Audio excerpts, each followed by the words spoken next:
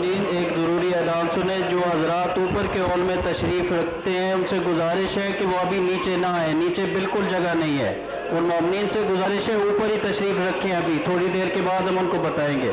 یا حسین دام ہے سے فرعون جہاں لرزا, برندام ہے سے سب سے بڑی طاقت ہے, عزاداری شبِ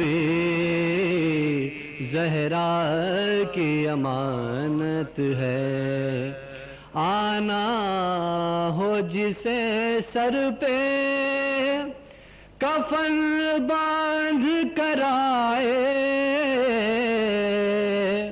آنا ہو جسے سر پہ کفن باندھ کر آئے, میدان شہادت ہے, عزاداری شبِ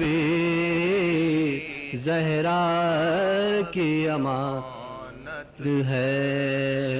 اس فرش عزا کو نہیں ہم سب کی ضرورت, اس فرش عزا کو نہیں ہم سب کی ضرورت, ہم سب کی ضرورت ہے, عزاداری شبِ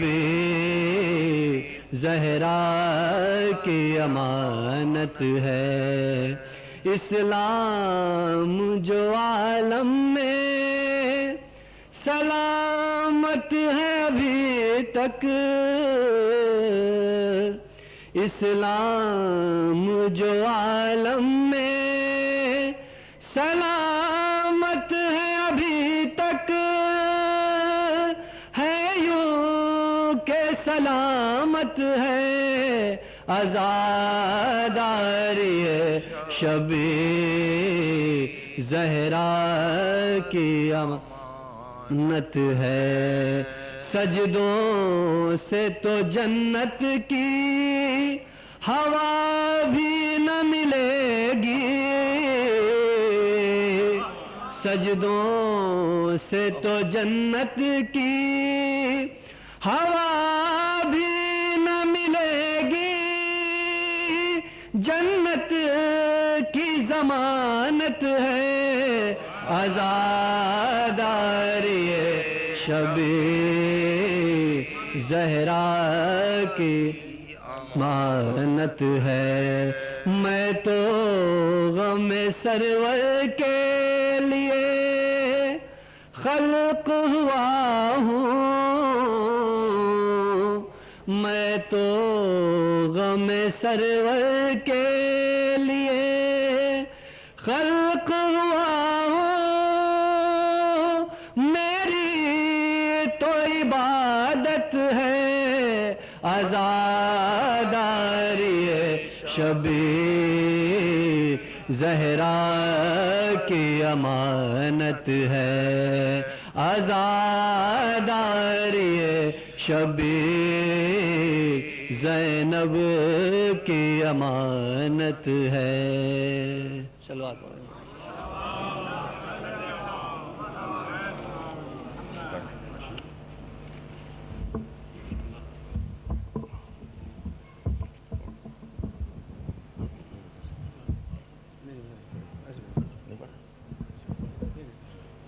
دی محمد وعلی محمد سلوات. اللہم صل علی محمد وعلی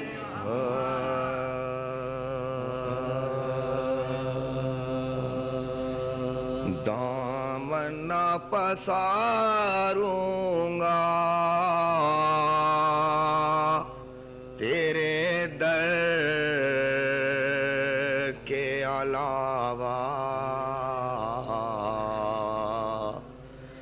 دامن نہ پساروں گا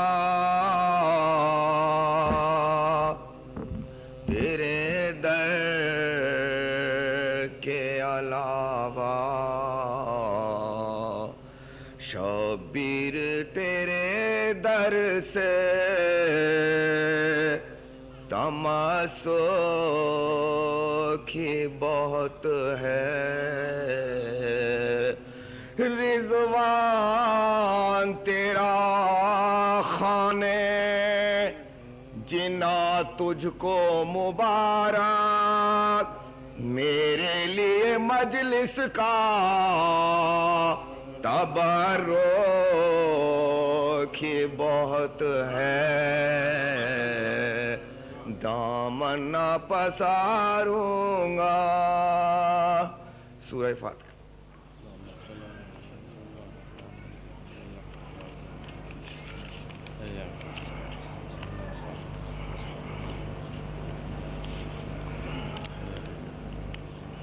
आज की मुनासबत से रोज़ा अरबईन है, मरसिया पेश कर रहा हूँ।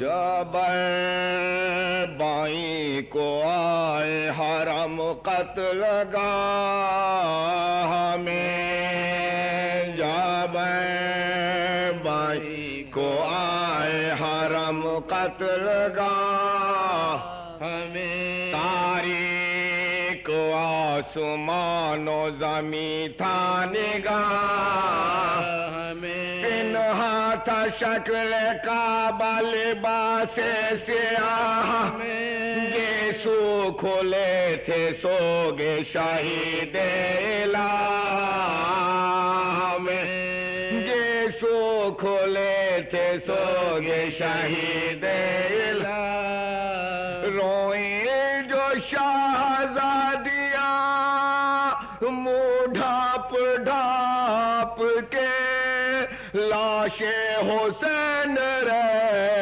गई बस काप काप के, जब भाई को आए हरम कत्ल गाह में, यूं खाक पर पड़ा था मोरा काबो तो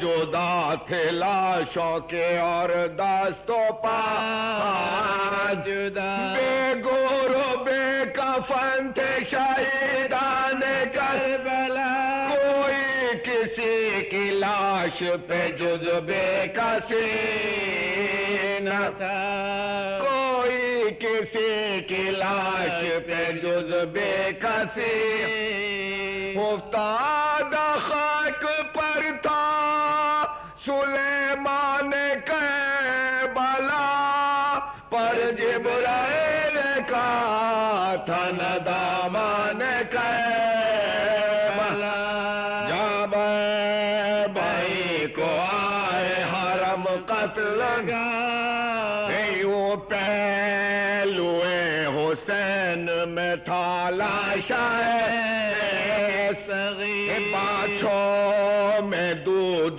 लापे अंगूठा गले में थी, वक्त कज़ा मिला था जो उसको नाबोशे, खोले हुए दहन था वो राज के माहे मुनी, नन्ना सा कुर्ता तन में लहू से भरा हुआ, एक हाथ था हुसैन उस पर धरा हुआ, जब भाई को आए हरम कत्ल गाह, अकबर थे यूं करीब शहंशाह ने, टुकड़े बदन का लेजे में भर चीज गए, 18वें बरस में जमाने से की वफा, नेज़े का फल मिला समरे गुलशन,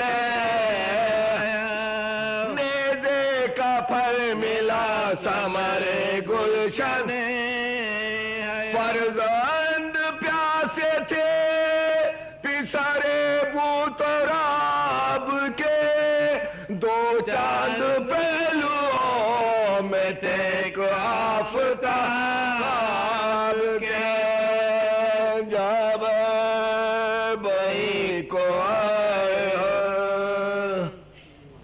माशाअल्लाह।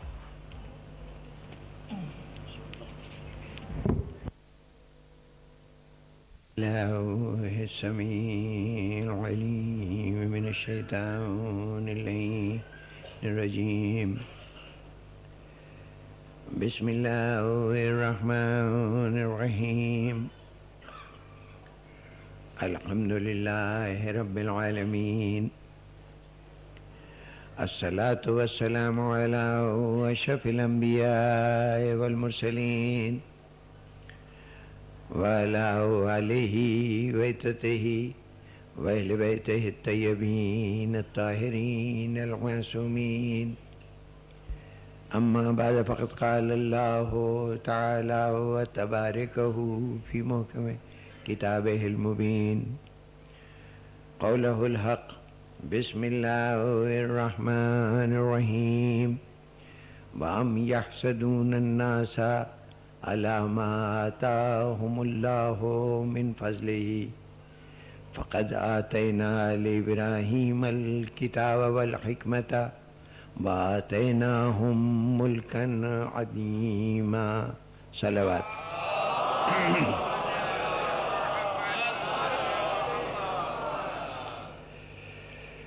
سامعین گرامی،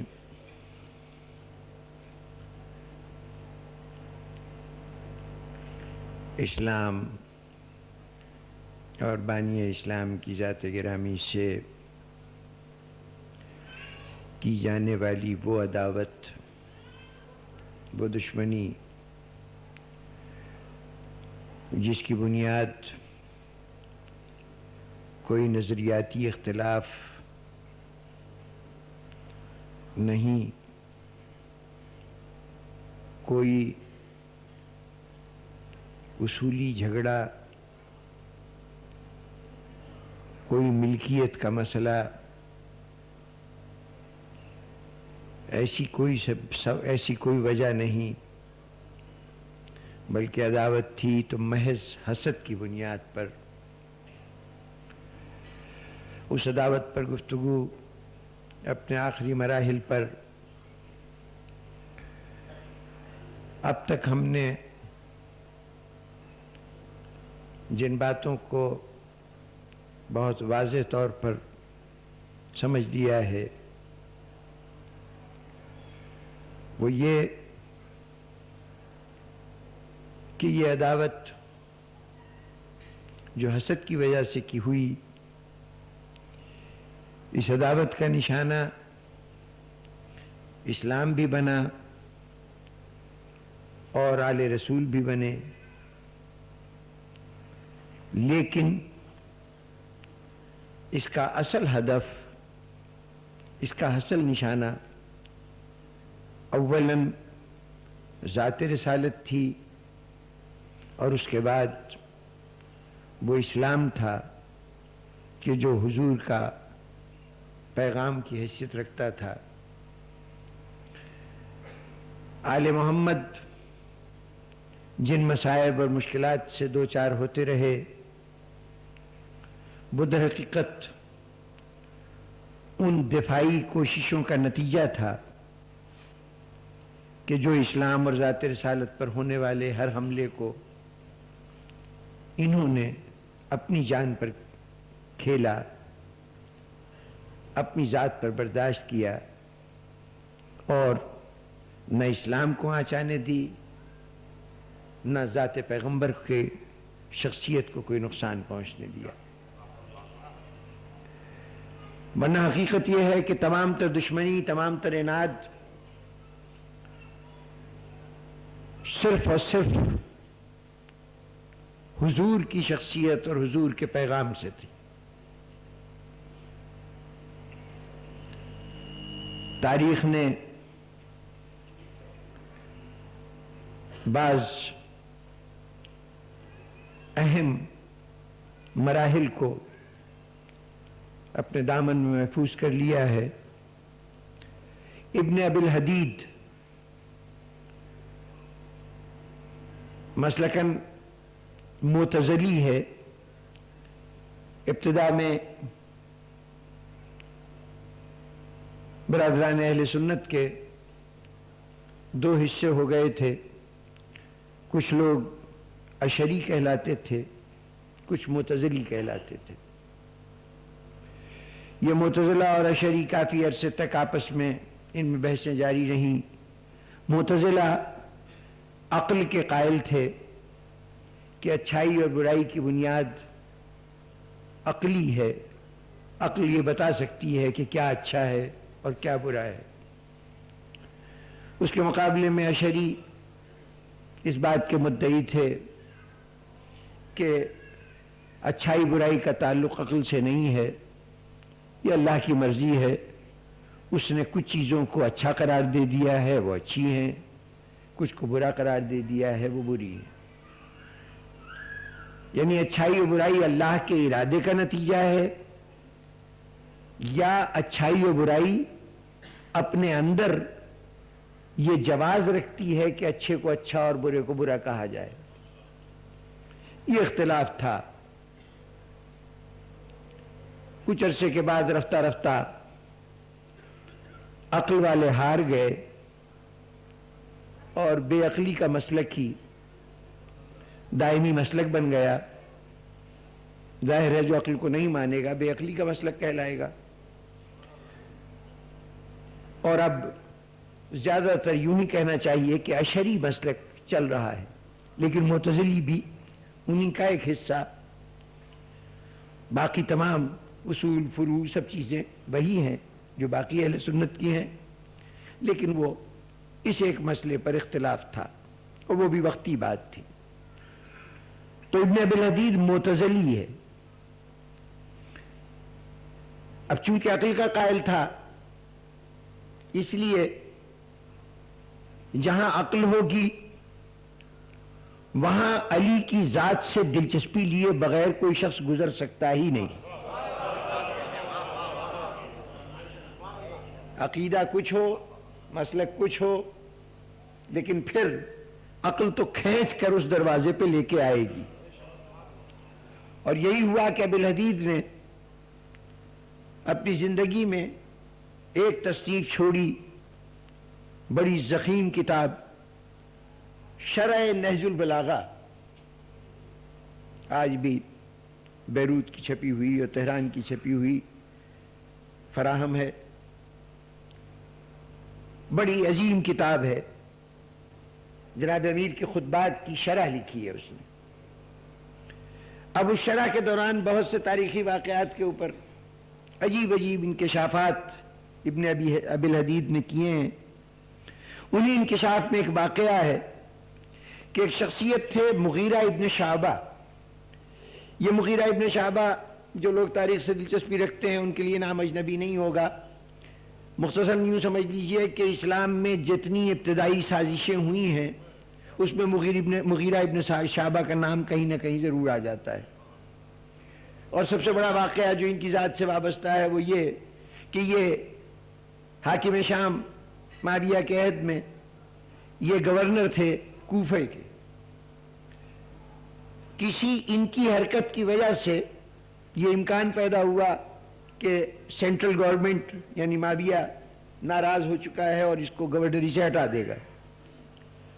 تو مغیرہ ابن شعبہ وہ شخصیت تھے کہ باقاعدہ یہاں سے دمشق گئے کوفے سے اور جا کے معاویہ کے پاس کہنے لگے کہ حضور دیکھیے یہ زندگی تو بہر طور آنے جانے والی چیز ہے, ہر انسان کو مرنا ہے, تو خدا آپ کو عمر خضر عطا کرے, لیکن اگر موت آ گئی تو کوئی آپ کا وارث و جانشین ہونا چاہیے, تو آپ اپنا کوئی جانشین مقرر کر دیجئے.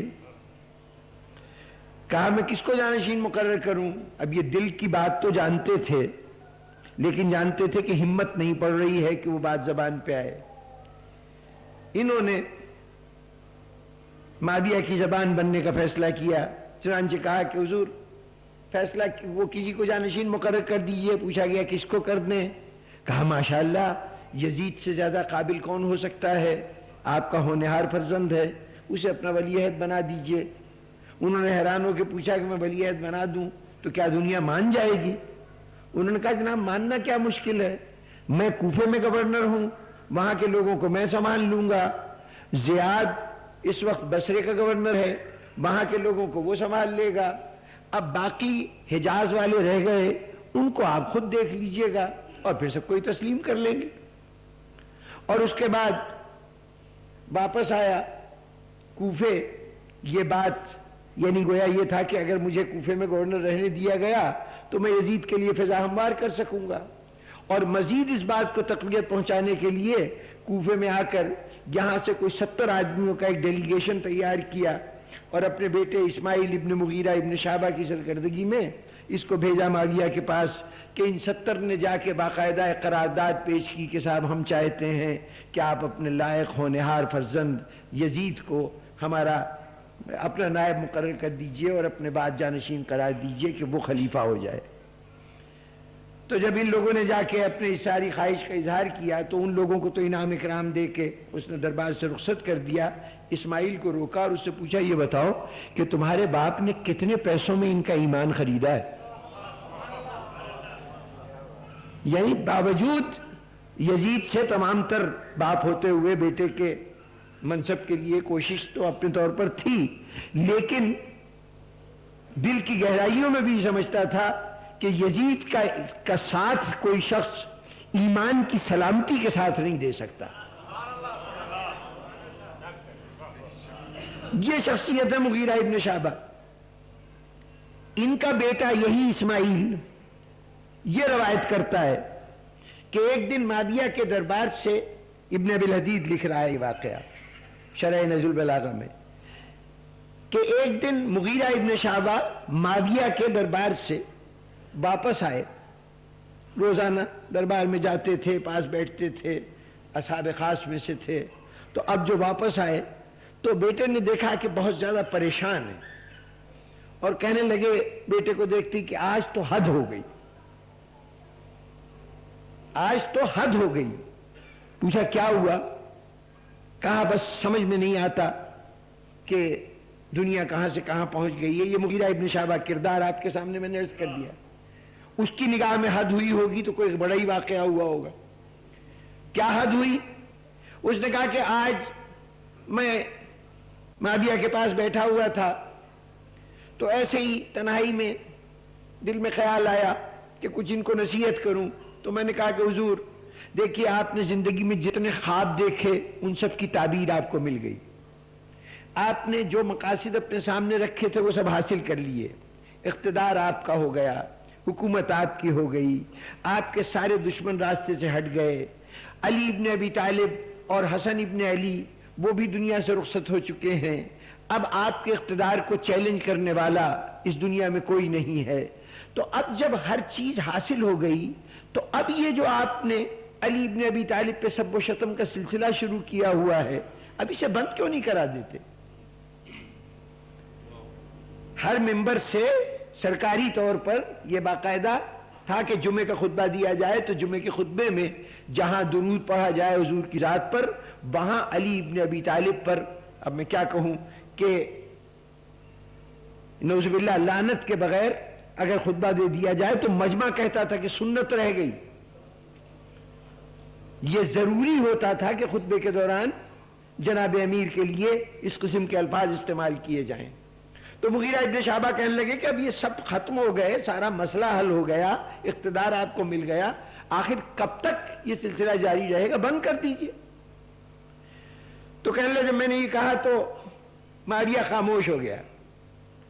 تھوڑی دیر کے بعد مسجد سے اذان کی آواز آئی۔ اب جب مؤذن نے کہا اشہد ان محمد رسول اللہ تو یہ سنتے ہی تکیے سے ٹیک لگائے لیٹا ہوا تھا، آرام کے انداز میں بیٹھا تھا، سنبھل کے بیٹھ گیا اور کہا سنا تم نے ابھی اس نے کیا کہا ہے؟ ہمارا پہلا تخت پر بیٹھا حکومت کی دنیا سے چلا گیا، آج کوئی شخص اس کو یاد نہیں کرتا۔ ہمارا دوسرا، یہ ان کے الفاظ ہیں، ہمارا دوسرا مسند اقتدار پہ بیٹھا اور اس کے بعد وہ دنیا سے چلا گیا، اس کا کوئی ذکر باقی نہیں ہے۔ ہم بھی حکومت کر کے چلے جائیں گے، ہمارا نام باقی نہیں رہے گا۔ اور یہ عبداللہ کا بیٹا، یہ حضور کے لیے استعمال ہو رہا ہے لفظ، یہ عبداللہ کا بیٹا، اس کو دیکھو دنیا سے گئے ہوئے اتنا عرصہ ہو گیا، لیکن دن میں 5 مرتبہ اذانوں میں اس کا نام لیا جاتا ہے، اور اب بھی تم کہتے ہو کہ میں اس سارے معاملے کو بھلا دوں؟ غور کیا آپ نے؟ سب و شتم علی پہ ہو رہا ہے،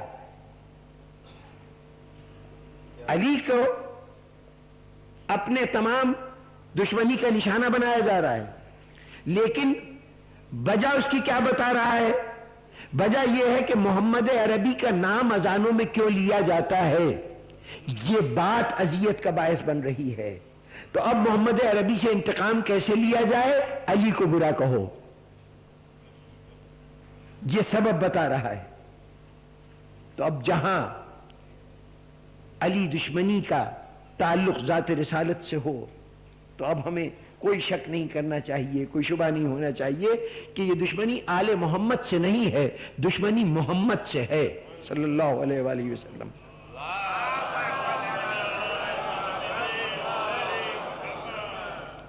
اچھا جناب والا، دشمنی ان کی ذات سے، حضور کی ذات گرامی سے۔ قرآن مجید نے تو یہ کہا تھا ام یحسدون، یہ حسد کرتے ہیں۔ اب جب بھی یہ آیت پڑھی جائے گی تو اس وقت یہ جملہ اسی طرح پڑھا جائے گا نا کہ کچھ لوگ ہیں جو حسد کرتے ہیں۔ حسد تھا ذات رسالت سے، آج اگر آیت پڑھتے ہیں تو آج بھی کچھ لوگ حسد کرتے ہیں۔ آج تو صورتحال یہ ہے کہ اسلام بھی محفوظ ہے، ذات رسالت بھی محفوظ ہے، ہر مسلمان کلمہ پڑھنے والا اسلام کا بھی شہدائی اور حضور کی ذات گرامی کا بھی شہدائی۔ ہاں آل محمد کل بھی مخالفتوں کی زد میں تھے، آج بھی دشمنیوں کی زد میں ہیں۔ جتنے بھی نقصانات ہوئے وہ آل محمد کے ہوئے، حضور کی تو عزت آج بھی قائم ہے، ان کا نام تو ہر مسلمان لیتا ہے۔ پھر قرآن مجید کا یہ ارشاد کہ آج بھی حسد ہوتا ہے، وہ حسد آج کہاں ہے؟ بنو امیہ ختم ہو گئے، اقتدار خاک میں مل گیا، ان کی قائم کی ہوئی ساری بری رسمیں ختم ہو گئیں، وہ سب و شتم کا سلسلہ ختم ہو گیا، یہ سب کچھ ختم ہو گیا۔ قرآن کہہ رہا ہے کہ نہیں ابھی ہے۔ ہمارے نزدیک تو جو دشمنان محمد و آل محمد تھے وہ سارے کے سارے ختم ہو گئے۔ وہ حسد کرنے والے آج کے دور میں مسلمانوں کے دشمن ہوں گے۔ دنیا کی بہت سی قومیں مسلمانوں کے عروج سے یا مسلمانوں کی ترقی سے، اب آج کل تو نہ عروج ہے نہ ترقی ہے، اس لیے حسد کی تو کوئی گنجائش ہی نہیں رہ گئی۔ لیکن جب کبھی ماضی میں ان کو کوئی ترقی ملی ہوگی تو شاید کچھ قومیں ان سے جلتی ہوں، مسلمانوں سے جلتی ہوں، لیکن ذات رسالت سے جلنے والے کیا آج بھی ہیں؟ تو اگر ماضی میں ہمیں دشمنی محمد و آل محمد، ان ہستیوں سے حسد مختلف پردوں میں چھپا نظر آیا، حسد رسول کی ذات سے اور اس پہ پردہ ڈالا گیا دشمنی علی و علی اولاد علی کی کا، یہ انہوں نے ایک نقاب کے طور پہ استعمال کیا، اس نام کو دشمنی حضور کی ذات سے تھی، تو اس وقت پردہ تھا۔ تو آج بھی حسد رسول کی ذات سے پردے میں ہوگا، لیکن آج کا مسلمان کہے گا کہ کتنی بڑی بات کہہ رہے ہو، ارے ہم تو حضور کی نام پہ جان دینے کو تیار ہیں، اور ہمارا مشاہدہ بھی ہے کہ مسلک کوئی ہو، عقیدہ کوئی ہو، لیکن خدا کے فضل سے ہر مسلمان حضور کے نام پر اپنا سب کچھ قربان کرنے کو تیار ہے۔ کم از کم جب تک یہ تو وقت آئے گا تب پتہ چلے گا کہ کون امتحان میں کامیاب ہوتا ہے، لیکن کم از کم جب تک وقت نہیں آیا، زبان سے تو ہر شخص کہہ رہا ہے، ہر شخص دعوے دار ہے۔ تو اب سوال یہ کہ آج وہ حسد کہاں ہے؟ قرآن کہہ رہا ہے کہ ہے، قرآن کہہ رہا ہے کہ ہے، تو اگر ہے تو پھر ہمیں دیکھنا ہوگا کہ کہاں ہے۔ تو بزرگان گرامی، حسد ہوگا، جب قرآن کہہ رہا ہے تو یقیناً ہے، لیکن ہو سکتا ہے کہ وہ حسد اتنا دبے پاؤں دلوں میں اترا ہو کہ خود آج کے حاسد کو بھی پتا نہ ہو کہ وہ حاسد ہے. صاحب وہ کیسا حسد ہے کہ حاسد کو بھی پتا نہیں. جناب والا حسد کے اظہار کے کچھ مراحل ہوتے ہیں، کچھ مناظر ہوتے ہیں. اگر اظہار ظاہری شکل حسد کی موجود ہے تو پھر چاہے آپ کو پتا ہو یا نہ ہو، باطن میں کہیں نہ کہیں حسد ہے ضرور. اگر آپ کے عمل میں ظاہرہ طور پر حسد نظر آتا ہے تو پھر باطن میں کہیں نہ کہیں حسد ہوگا ضرور. اب یہ صرف آپ دیکھیے کہ آپ کے عمل میں کہیں حسد نظر تو نہیں آتا، کہیں یہ دکھائی تو نہیں دیتا، تو کیسے پتہ چلے گا؟ میں نے ایک دن عرض کیا تھا کہ محبت اور نفرت متعدی ہوتے ہیں. محبت جو ہے وہ اگر کسی ذات سے محبت ہو تو جو اس کے نزدیک ترین ہوں گے، جن سے انہیں محبت ہوگی ان سے ہمیں بھی محبت ہو جائے گی، اور اسی طرح سے ان سے اور آگے بڑھیے گا تو جتنے اور ہوں گے ان سے بھی محبت ہو جائے گی. اب یہ فطری تقاضا ہے، یہ میں آج کی بات کر رہا ہوں.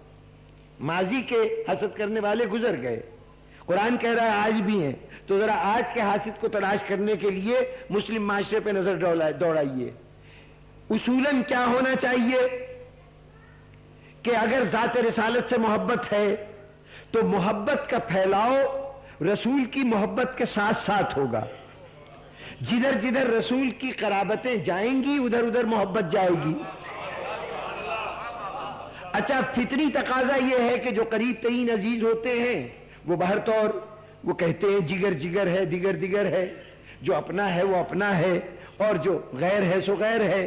تو جو قریبی ہوں گے، جن سے رشتہ قریب ہوگا، جن سے خونی تعلق ہوگا، اولاً تو ان سے مقابلتاً زیادہ محبت ہوگی. اولاد دوستوں کے مقابلے میں زیادہ محبت کی مرکز بنتی ہے.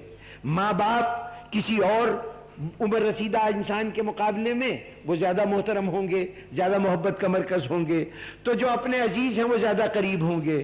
اور ان عزیزوں میں جو ہم مزاج ہوں گے، جو فکری اعتبار سے آپ کی محبوب ہستی سے قریب ہوں گے، وہ اس محبوب ہستی کے لیے زیادہ محبوب ہوں گے. اولاد میں بھی جو سعادت مند ہو وہ زیادہ پسندیدہ ہوتی ہے. جو اور خاندان کے افراد ہیں ان میں جن سے ہم خیالی ہے، جو ہمارے کام میں شریک ہوں، جو تعاون کرتے ہوں، ان سے نسبتاً اسی رشتے کے دوسرے آدمی کے مقابلے میں زیادہ محبت ہوگی.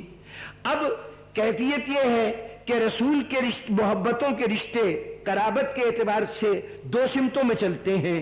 اوپر کی طرف اجداد رسول ہیں، نیچے کی طرف اولاد رسول ہے. قربت انہی دو سے ہے نا، نیچے اولاد رسول، اوپر اجداد رسول. اجداد رسول کے لیے قرآن نے کہا ہے رسول تم میں سے تمہارے کچھ بزرگ ایسے ہیں، یعنی جو تمہارے اجداد ہیں وہ سارے کے سارے طیب و طاہر ہیں، اس لیے کہ ہم نے تمہیں ساجدین میں سے گزارا ہے. وہ جو ساجدین تھے وہ بزرگوں میں سے ہم خیال رسول ہیں. اور ادھر اولاد کے سلسلے میں آیہ تطہیر نے آ کے بتایا کہ اس اولاد میں کچھ ایسے ہیں کہ جو طہارت میں تمہارے شریک ہیں. وہ بزرگوں میں سجدے میں کچھ شریک، چھوٹوں میں طہارت میں شریک. تو یہ قریب ترین ہوں گے، یہ افراد قریب ترین ہوں گے. اب اگر ہمارا رویہ یہ ہو کہ اس اولاد کو ہم قتل و ظلم و ستم کا نشانہ بناتے رہے، ان اجداد کے لیے کفر کے فتوے دیتے رہے، تو جہاں یہ رویے نظر آئے سمجھ لیجئے کہ حسد ہے.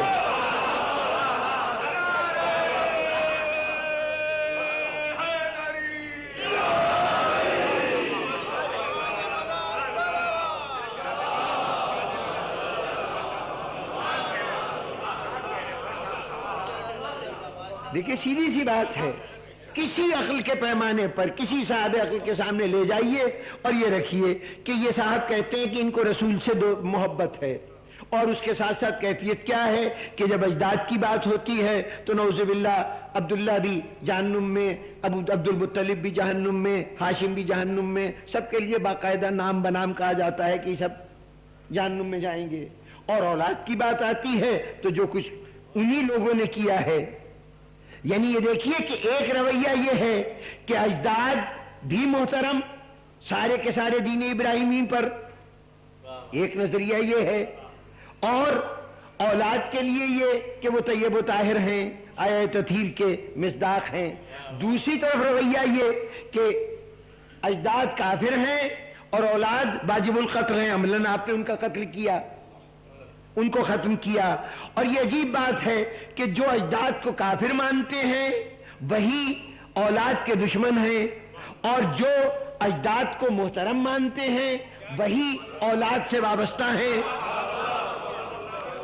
اب یہ دونوں رویے دنیا کے سامنے رکھ دیجئے کہ بیچ میں ذات رسالت، دونوں دعویٰ کرتے ہیں کہ ہم رسول سے محبت کرتے ہیں، ایک یہ کہتا ہے ایک یہ کہتا ہے، پھر جو دنیا فیصلہ کرے ہمیں قبول۔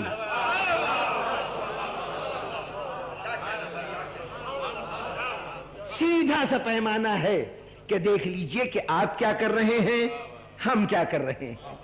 اچھا پھر آئیے ایک اور منظر دیکھ لیجئے۔ آپ نے بڑے زور و شور سے کہا کہ حضور کے جتنے اصحاب ہیں وہ سب کے سب عادل ہیں، ان میں سے کسی کی پیروی کی جائے تو نجات ہو جائے گی۔ باقاعدہ حدیث کے طور پر یہ بات بیان کی گئی کہ میرے سارے صحابی عادل ہیں اور اس میں سے کسی کے پیچھے چلو گے نجات ہو جائے گی۔ یہ بھی ایک حدیث ہمیں سنائی گئی، حدیث کہہ کر یہ بات سنائی گئی کہ میرے اصحاب آسمان کے ستاروں کی مانند ہیں، یہ سب کی سب ستاروں کی مانند ہیں۔ ماشاءاللہ یقیناً ہماری جان قربان جو حضور کے سچے خدمت گزار ہیں وہ ہماری نگاہ میں ان کا مقام بہت بلند ہے۔ آپ نے اگر ان کی فضیلت میں یہ حدیثیں حضور کی زبان سے سنی ہیں ہم بھی مان لیتے ہیں کہ ان اصحاب میں سے ہر صحابی عادل ہے، اس میں سے جس کی پیروی کرو گے نجات یافتہ ہوگے، اور یہ سب ستاروں کے ہیں، میں نے بھی مان لیا، تو اب جس کی پیروی کریں گے نجات یافتہ ہوں گے۔ تو آپ جس کی دل چاہے پیروی کریں، آپ تو نجات یافتہ۔ اتفاق سے میں نے ان اصحاب میں سے اس صحابی کو چن لیا ہے کہ جو رسول کی نگاہوں میں بڑی عظمت اور محبت رسالت کا مرکز ہے، اس کو چن لیا ہے۔ میں نے کہا میں علی کو مانوں گا، قاعدہ آپ نے بنایا، اصول آپ نے دیا کہ جس کی بھی پیروی کرو گے نجات پا جاؤ گے، لیکن نتیجہ کیا ہوا؟ آپ نے خود تو جس کی دل چاہے پیروی کرے نجات یافتہ ہے، جس نے علی کی پیروی کی یا تو علی کی صحابیت سے انکار کر دیجئے۔ جب تک آپ علی کو کم از کم صحابی مان رہے ہیں تو پھر جس نے علی کی پیروی کی وہ بھی نجات یافتہ، لیکن ہو یہ رہا ہے خود نجات یافتہ، علی کے پیروکار کافر۔ اچھا چلیے علی کے پیروکار کافر تھے تو شاید ان کو کافر اس بات پہ آپ کہہ رہے ہوں کہ یہ لوگ کہتے تو ہیں کہ ہم علی کے پیرو ہیں لیکن در حقیقت یہ علی کو مانتے نہیں ہیں۔ یعنی ہمیں کافر کہے جانے کا ایک سبب یہ ہو سکتا تھا، صحابی کو مان رہے تھے، ایسی صورت میں تو ہم کافر نہیں ہو سکتے تھے، تو یہی کہتے کہ یہ مانتے نہیں ہیں، یوں ہی زبان سے کہتے ہیں یہ علی کے پیرو نہیں ہیں، علی کی پیروی نہیں کرتے۔ جی نہیں، الزام یہ ہوتا ہے یہ علی کو بڑھا دیتے ہیں۔ دیکھیے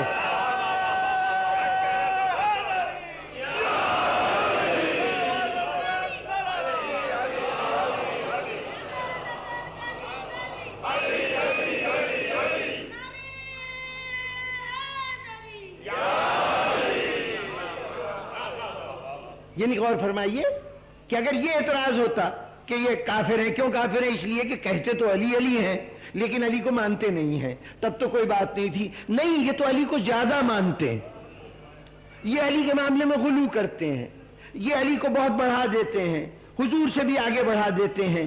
یعنی یہ مانتے ہو کہ علی کی پیروی میں بہت زیادہ ڈوبے ہوئے ہیں اور پھر کافر کہہ رہے ہو۔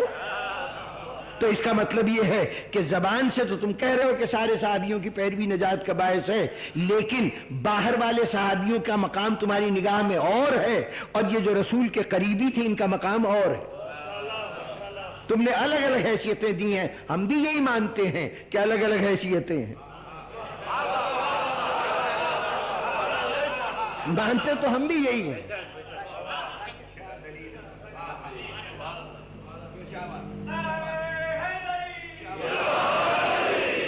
اب الگ حیثیت پر ایک بات آ گئی، اتفاق سے امام احمد ابن حنبل بڑی جلیل القدر شخصیت ہیں، ان کے صاحبزادے کا نام بھی اسماعیل تھا، وہ بھی مغیرہ ابن شعبہ کے بیٹے کا نام بھی اسماعیل تھا، لیکن یہ اس کے بہت بعد کے، اس سے کوئی تعلق نہیں ہے، صرف یہ کہ نام اتفاق سے اس کا بھی نام اسماعیل تھا۔ اس نے ایک دن اپنے بابا سے، امام احمد ابن حنبل سے، جو مسند احمد ابن حنبل بڑی 9 جلدوں کی کتاب ہے اور بڑی ضخیم کتاب ہے، حدیث کا مجموعہ، تو انہوں نے یہ سوال کیا اپنے باپ سے کہ بابا، حضور کے بعد حضور کے اصحاب میں کس کا رتبہ سب سے بلند ہے؟ حضور کے اصحاب میں کس کا رتبہ سب سے بلند ہے؟ ان کا حضرت ابوبکر صدیق، ان کا اس کے بعد کا حضرت عمر فاروق، اس کے بعد حضرت عثمان غنی کا، اس کے بعد اب غالباً ان کا حضرت عبد الرحمن ابن عوف، ان کے بعد سعد ابن ابی وقاص، وہ عشرہ مبشرہ کے جتنے نام تھے وہ سب گنانے شروع کر دیے انہوں نے، کوئی 8-10 نام لے لیے ترتیب کے اعتبار سے۔ تو اسماعیل نے کہا بابا آپ نے اتنے سارے نام گنائے اور علی کا نام بیچ میں نہیں آیا،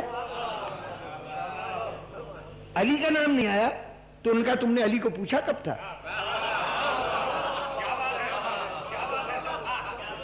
کہا میں تو یہی پوچھ رہا ہوں نا کہ اصحاب میں افضل ترین کون ہے، آپ نے علی کا کہیں کوئی نام ہی نہیں لیا، اتنے بہت سے نام لے لیے۔ کہا یہی تو میں کہہ رہا ہوں کہ تم اصحاب کا پوچھ رہے تھے نا، میں نے اصحاب کا بتا دیا، علی صحابی ہو تو میں ذکر کروں نا، علی تو اہل بیت ہے۔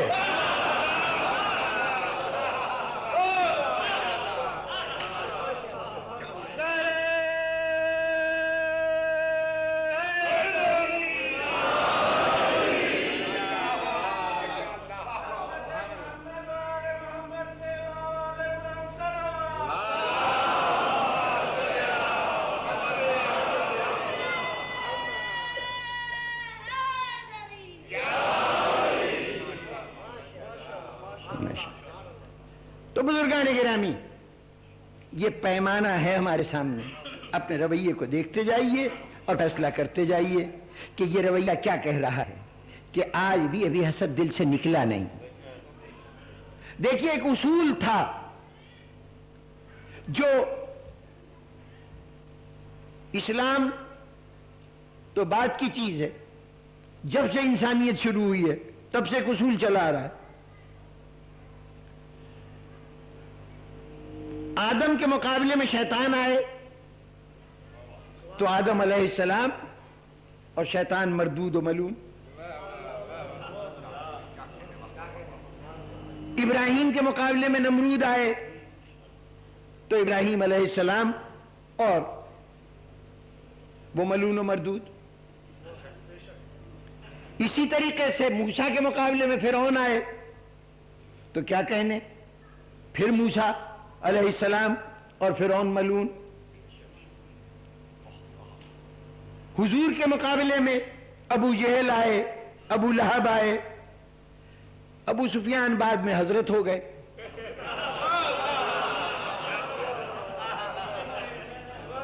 لیکن اس حادثے سے پہلے وہ بھی ملعون۔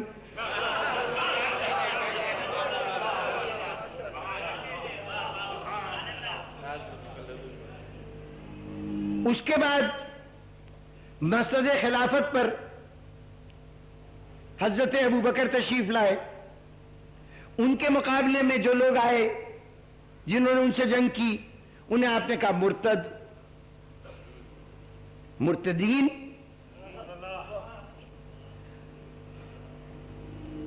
دوسرے خلیفہ کو جس شخص نے قتل کیا، ابو لولو فیروز اس کا نام تھا، آپ نے کہا کہ وہ مجوسی تھا۔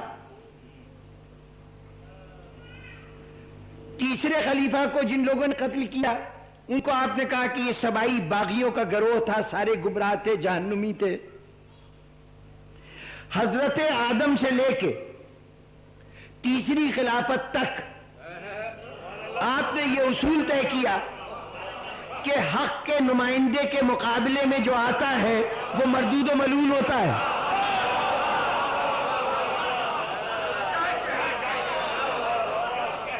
پوری انسانیت کی تاریخ میں ایک اصول، اور جہاں علی سامنے آیا اب یہ بھی رضی اللہ اور مقابلے والا بھی رضی اللہ۔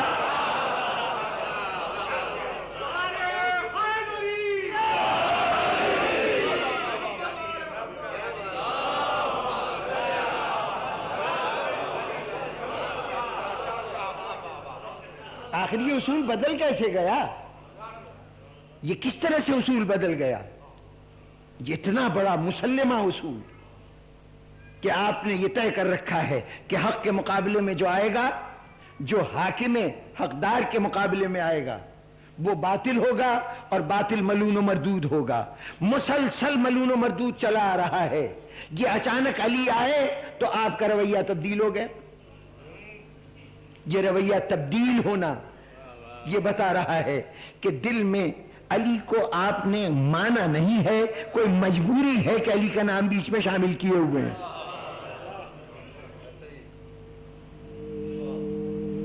اب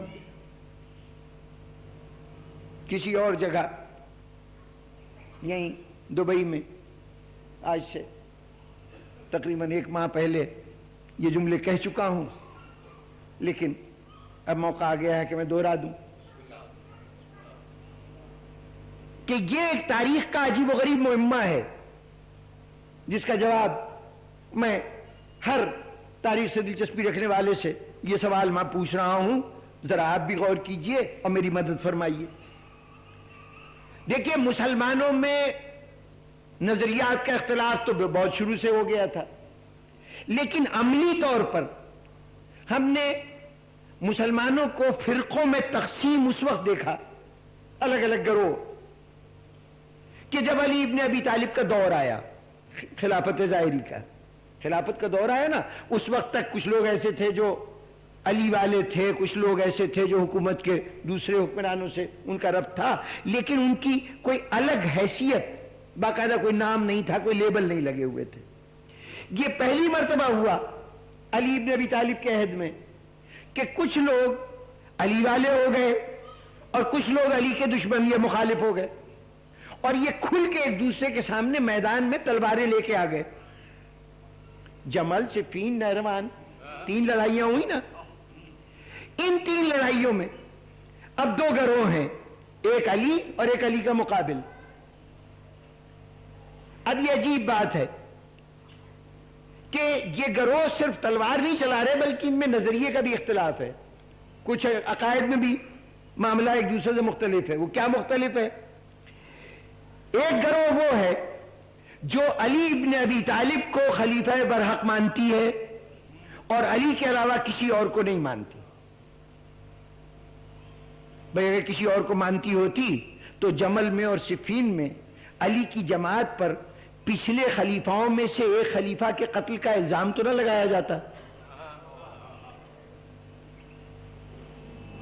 ارے بھئی یہی تو کہا جا رہا تھا نا کہ پچھلے خلیفہ کے قاتل جو ہیں وہ علی کی فوج میں ہیں اور ہم ان سے بدلہ لینا چاہتے ہیں۔ قصاص کا مطالبہ تھا نا۔ جمل میں بھی یہی سوال تھا اور صفین میں بھی یہی سوال تھا۔ تو اس کا مطلب یہ ہے کہ علی کے گروہ میں وہ لوگ ہیں کہ جن کو دنیا یہ سمجھ رہی ہے کہ انہوں نے پچھلے خلافتوں میں سے کم از کم ایک خلیفہ کو قتل کیا ہے، تو اگر ایک کو نہیں مانتا تو باقی 2 کو کیوں مانے گا وہ؟ تو وہ پچھلے 3 کو نہیں مانتا جو علی کا ماننے والا ہے۔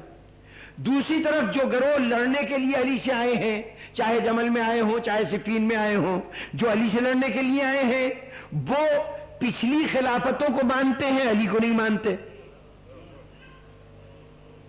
اگر علی کو مانتے ہوتے تو علی سے لڑتے کیوں؟ سیدھی سی بات ہے نا۔ تو اب گویا 2 نظریے، 2 انداز فکر موجود ہیں۔ ایک نظریہ یہ کہہ رہا ہے، اس وقت تک پہلی مرتبہ 2 واضح فرقے نظر آ رہے ہیں۔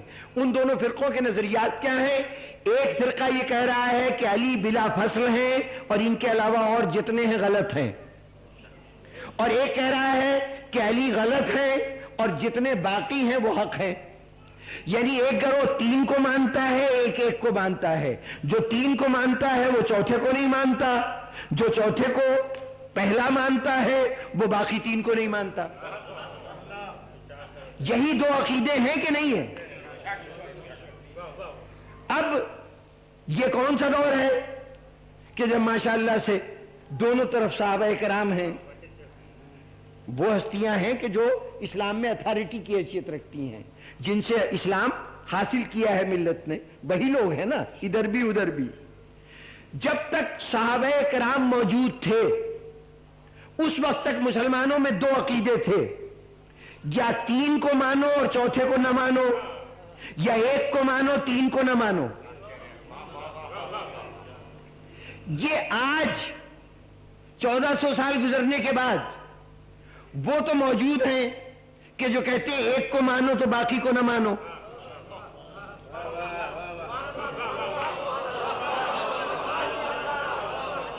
وہ تو موجود ہیں کہ ایک کو مانو تو باقی کو نہ مانو۔ وہ کہاں گئے جو کہتے تھے تین کو مانو چوتھے کو نہ مانو؟ کہیں ہیں؟ ہم نے تو ایک بالکل نیا عقیدہ سنا، اور وہ عقیدہ یہ کہ چاروں کو مانو۔ یہ کم از کم جب ام المومنین میدان میں آئی تھیں، جس وقت صحابہ کرام میدان میں جنگ کر رہے تھے علی ابن ابی طالب سے بعض صحابہ، اس مرحلے پر تو صورت یہ تھی کہ علی کو برحق نہیں مانتے۔ یہ حق چار یار کب سے شروع ہوا؟ کم از کم اس وقت تو موجود نہیں تھا۔ ارے کل علی کو نہ ماننے پر تمہارے وہ بزرگ جن کو تم آج رضی اللہ کہتے ہو، وہ بزرگ علی کو نہ ماننے کی خاطر جنگ کر رہے تھے، خون بہ رہا تھا، اپنا بھی خون دوسروں کا خون۔ اتنا اہم مسئلہ تھا علی کو ماننے نہ ماننے کا کہ علی کو نہ ماننے کے لیے آپ لڑنے مرنے کو تیار تھے۔ جن بزرگوں کو آپ عقیدت و احترام سے دیکھتے ہیں وہ تو علی کو ماننے کے لیے بالکل تیار نہیں۔